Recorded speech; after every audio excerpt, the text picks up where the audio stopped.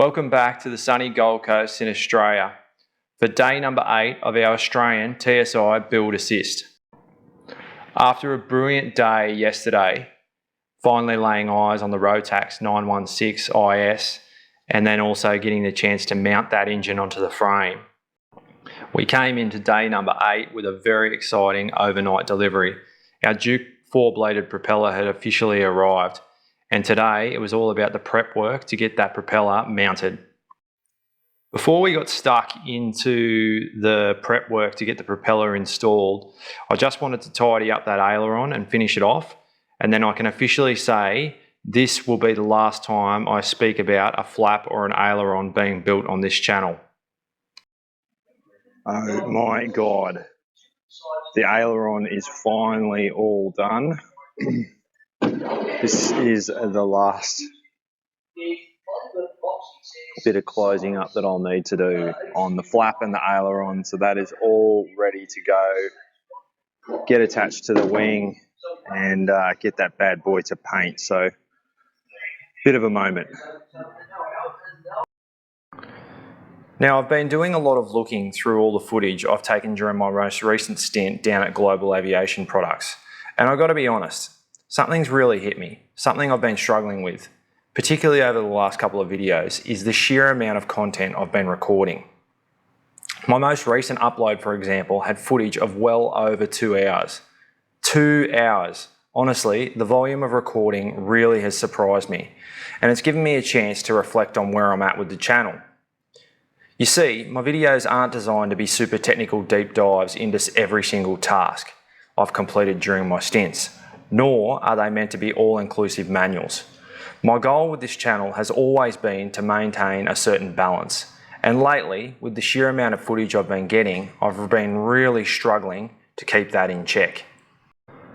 The whole reason I decided to start this channel in the first place was that there was just no content here in Australia for the Builder Assist program that Global Aviation Product offers.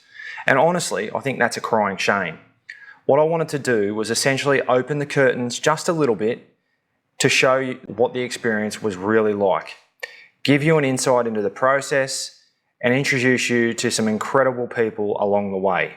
And speaking of people you'll meet, that brings me to the next part of this video, where I wanted to introduce you to James. If you're doing a Builder Assist, trust me, you are going to spend a lot of time with him. He's an integral part of the whole experience, and I can't wait for you to get to know him a little bit better, particularly through this video. So stay tuned, because in the next segment we're going to dive into what makes working with James so valuable and what you can expect when you're collaborating with him.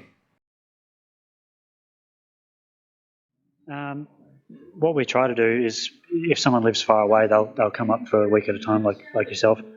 So we'll spend a solid week doing the engine, and the idea is that we can get the propeller on, get the cowlings finished, and that'll get us the fuselage painted. We wait for the firewall-forward kit, and that'll take about probably a week and a half total. Yep. Finish everything off, and then if we can run the engine if we want. We usually don't worry about it. I mean, we get people from all different backgrounds. It depends how much they want to be involved as well. You need to learn about it. That's the whole idea. Yep. And then, how much you do is up to you and your availability. And then once you get to do the maintenance yourself, you'll understand it all. Yeah, but I enjoyed doing that final assembly. You start seeing it all come together, especially once it's been painted. We take it back to the hangar and put the wings on. Yeah. And start the test flying stage of it. Yeah, so you're a pretty decent pilot, right? So, being modest. I've heard. Yeah. Depending on the experience of the pilot, we like to at least do the first 3 to 5 hours, get all the bugs out of it, make sure everything's working properly. And then it's up to you if we can finish off the 25 hours phase 1 test flying. I love flying. Yeah. Try and do it every day. Yeah, that's you. And that's always, we know them inside and out from having built them, so know what to look for. Yeah, and that does help when you know what to look for. Yeah. Okay, so we've got to get this little piece off to fit the alternator. So just working through how that works. So what's this actually for? It's either called a cooling duct or it's called a plenum. Okay. Just obviously not, yeah. If you had like a tighter cowling, you'd have just one hole in the front of the cowling. and that cools it. Oh, yeah, righto. Okay. Rather than with two big holes and it just blows air over everything. Yep. But that, if you're trying to go fast, that creates drag. EGT probes. Yeah, cool. That's righto. So both. Yeah. So the front and back is when you get it up into here. And that's the sensor for that. So they have four. So they have 4 probes. Yeah. So in and out. Is that right, or how do they? Or is it just an average measurement? No, they're separate. It reads both. It just happens in the one box. Okay. So on your screen, it'll read all 4. Okay. Yep. And the ECU monitors that, and that's how it controls your fuel. Yep. Got to have good dexterity in the fingers. Yeah, if I can't get these off, the back ones are going to be hard. I think the engines are run for about an hour at the Rotax factory. Just take that gasket off from there. Oh, sorry. Like an octopus. It is.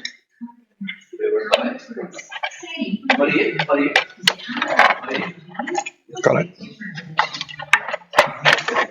Oh, sorry.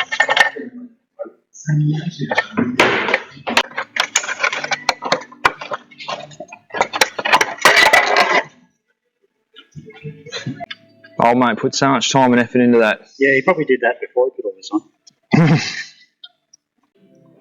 So what parts of the engine do I need to have an awareness of? And so your spark plug caps are there. You can give those a bit of a twist, especially when they're near the sticky. Yep. If you pour it too hard, obviously it'll pull the wire out. Yep, so we got one there. So 2 top One ones there. and 2 bottom ones under there. Yep. Yep. Boom and boom. Yep. Your spark plugs are replaced every, I think it's 200 hours, could be 400. Okay. We can talk about the magnetic plug on there when you change the oil. Yeah. Take that out and check for. Yeah, and you were saying that just there, so that once you drain, it's got a magnet. Yeah. Yeah. So that'll pick up any steel parts. Yep. The oil filter there. Oil tank will be mounted over there. Oil filter there. Yep. And tanks over there. Yep. Yep. So when you do your pre-flight, you'll have your inspection holes about there. Yep. Generally have a look for any leak. Yep. Which will sort of it'll look like there. Yeah. Yeah. And then obviously, so you were talking about the gas temperatures. Yep. So one here, and then you got both at the back as well. Yep. There's your coolant temperature sensor. You've got that oil temperature and oil pressure. Yep. They're the main ones. So that's that one there, yeah? Yep. Yep. These 4 on top of the injectors, so 2 for each cylinder. Yep. So for backup, one's capable of running the engine. Yep. And ignition coils on the top. They go down to the spark plug leads, these ones. Yep. And that's all controlled through the ECU that plugs in there. Yep. Prop governor will be on there. We'll take that cover plate off. Yeah, and that's coolant there. Yep. And sorry, so prop governor. Prop governor that'll be through here. Yeah. Cable for that. Yep. So that's about to get a whole hell of a lot more real estate in there. That's where the throttle cable will be. Throttle cable, yeah. If your throttle cable breaks for any reason, it'll spring to full throttle, which is a lot better than springing closed. So you can fly somewhere and then shut the engine down the lane. Turbo there, the intercooler will be there, so there'll be hoses to go in between all here. That's the starter motor in there. Starter motor in there, yeah. And fuel lines in and out. That's the fuel line in. Fuel line in. It goes through this side, across through the other side, and then a return line. Bang. So when you switch tanks, it'll return to whatever tank you're feeding from. And the pumps will mount. Pumps will be on the firewall down here. Down here. Yep. And there'll be a gas glider with a drain underneath. Cool. Okay. Yeah. So you'll see all that once it starts going. Well, it's good to see it without all the, the real estate taken too. So yeah, I can refer back to this and, if I've ever got any problems. The next part I wanted to show, just because I think it shows the systematic part of the Builder Assist. The exchanges you're about to hear are all relating to the Rotax service bulletins that are current. You'll also remember way back in video 3 when I arrived, there were a number of factory built planes which had been caught up in one of the most recent service bulletins from Rotax.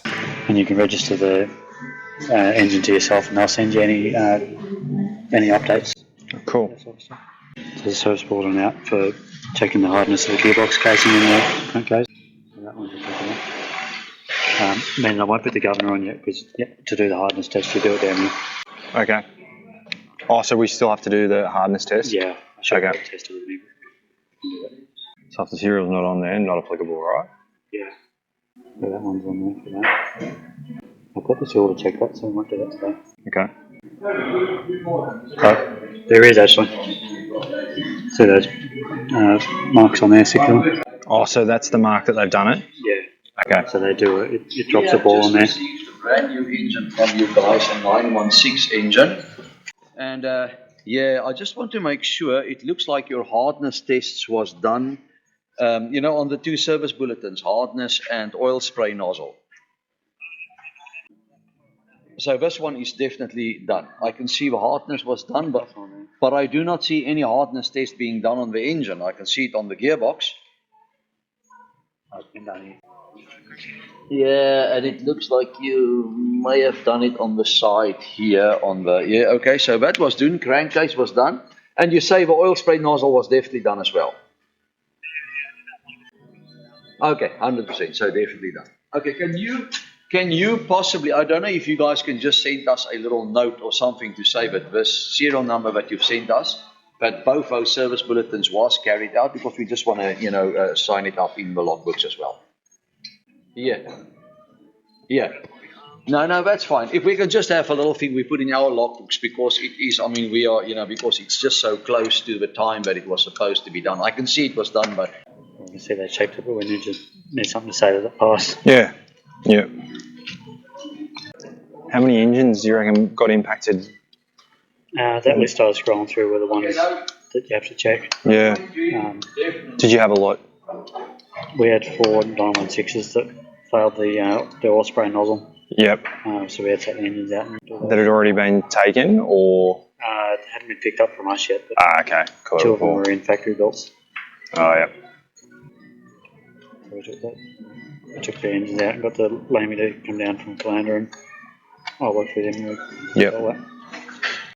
A bit of a hassle for the people that have been waiting for their planes for so long. Would have been a nightmare.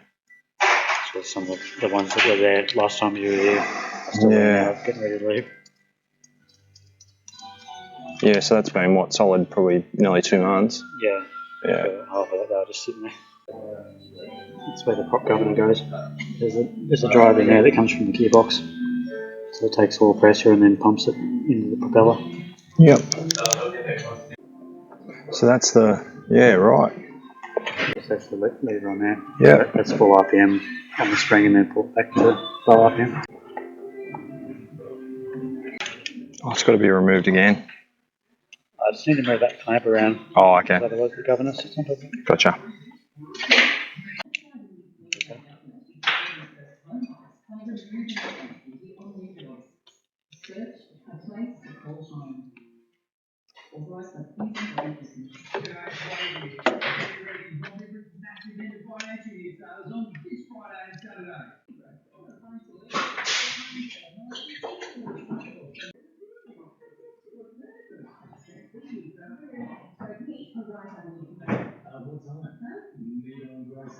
Once the governor was on, it was time to unbox the propeller, and as soon as I saw that propeller, I was so happy with how it looked.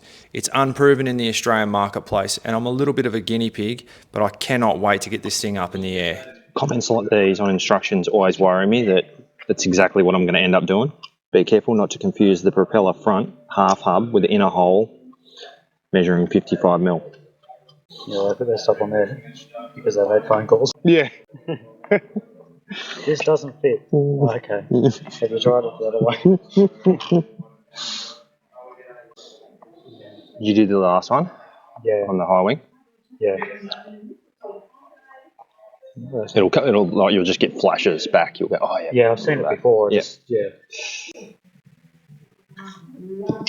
But that was the same thing. I assembled it a while ago and then You kind of want to be doing them one after the other, don't you? Satellite.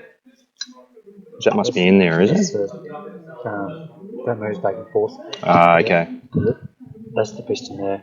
So Gotcha. All pressure pushes that and adjusts the blade pitch. Okay. Get that little crank on there. We So the spring is in it. split it in half. It says the engine back on the workbench. Central hole in as 50mm compared to the 55. Oh, hang on, is that it? Oh, we can That's it fire, there. we can just fire that. Just that up here, isn't it? Last time we did those from the turbo instructions. Alright, so Z1. Satellite. This thing? Yeah, so it says to assemble the blades on that. Yeah, I assemble those two blades in it. Yeah. We can do that.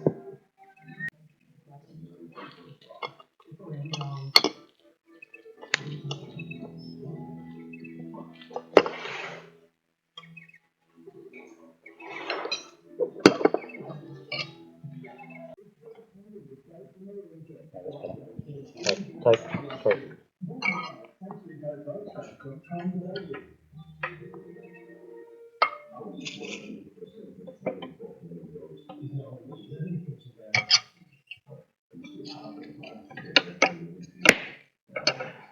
There we go.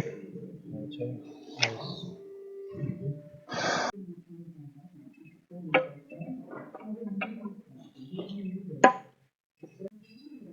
Slot that in. In the buzz, a newfound beat steps to the sound that's everywhere. Flipping scripts on shadow corners, gliding through the twilight's maze, echoing tracks from unseen performers. Found a world that music sways. Next chapter, a pulse he follows, footprints in the urban dust. Lucid beats the city swallows, and every note he finds is trust. Outside the club. Loctite. Yeah, but it was on there before. That's why they were so hard to get out. Yeah, so those bigger ones, but they didn't have any Loctite on. It's just got it on the aluminum.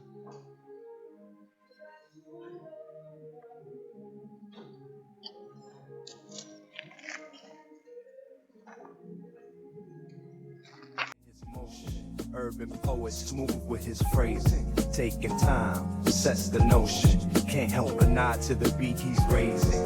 Yeah, okay, the vibe's so chill, beat so fulfilling. Yeah, Always impressive to see new products. it is. Happy to put them in? Yeah, we'll just have to push that down a bit further. So these out, make it easy. Yep. Try and tighten that up a bit. Okay.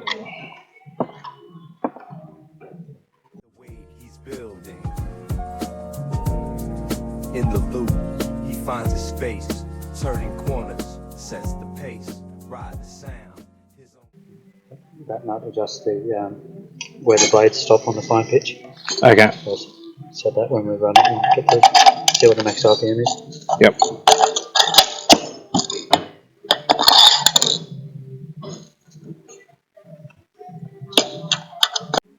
Are you a TSI or a high wing man? I don't know. Just for flying, probably still the TSI. Yep. The high wing's got its advantages, there's a bit more space in it. Easier to get into, but it's also slower, doesn't fly as nice. Have you been in the high wing much? Yeah, but not as much, but I've probably done less than 50 hours. You do majority of the test hours, don't you? Yeah. Between me and a couple other people. I do a lot of it. So I can do yours if you. Hey? I can do a lot of yours. We always do the first couple of hours. Yeah. Just because you know how it... Yeah. And then if you want, even if you go for a couple of flights in Errol's one with him, or we can do the whole lot. Before you can take it away, you need to have 25 hours. We're also putting the alternator on. You wouldn't sell too many IFR certified planes without an external alternator, would you? No, they pretty much all have them. The charging system is supposed to charge at 30 amps or something, which should be plenty. With all the IFR stuff, it's up near that. Yeah, if it's a lot of load on the system, the belt-driven alternator, you've got heaps. It's just before we install the prop, I'm going to put the external alternator on.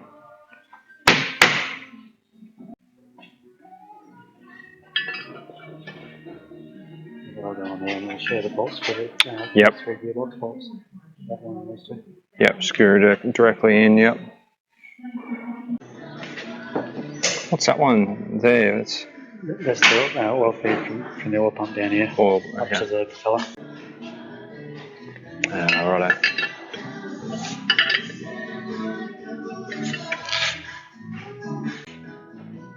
Nice, that's the bracket for the alternator. Whilst fitting the external alternator, I was really surprised to find out that it had been designed and manufactured here in the Gold Coast. Michael, who some of you may know through his YouTube channel 3 Blades, was the individual responsible for the manufacture of my alternator.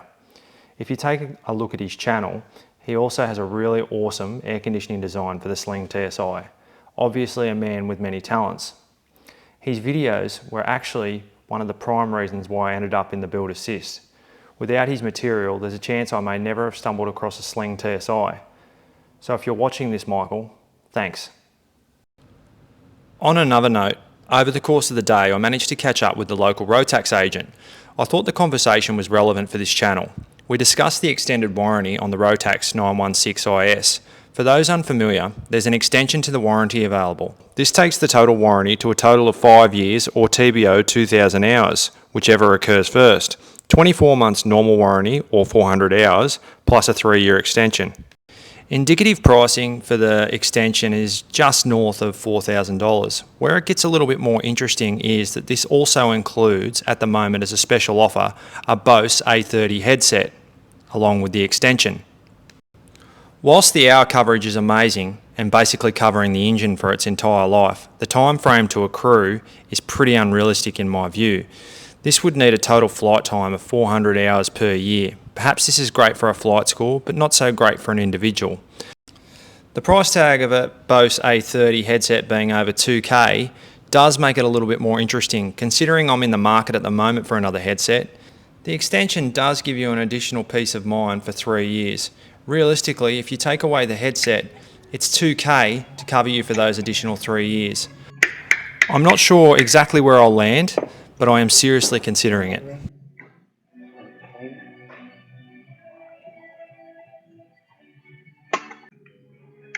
Bang.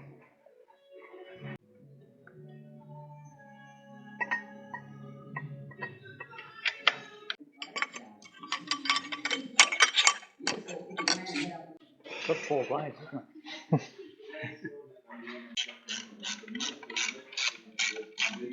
That really looks the goods.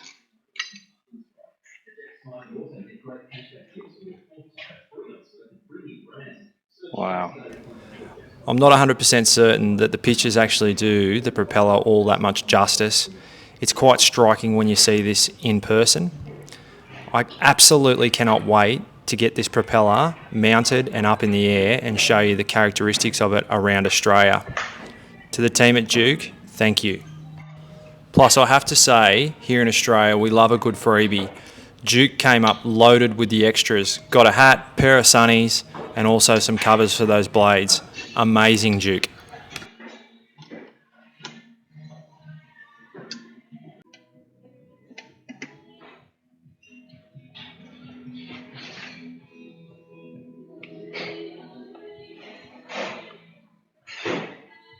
This one here. Yeah. I'm not going to tighten that right up at the moment. Yeah.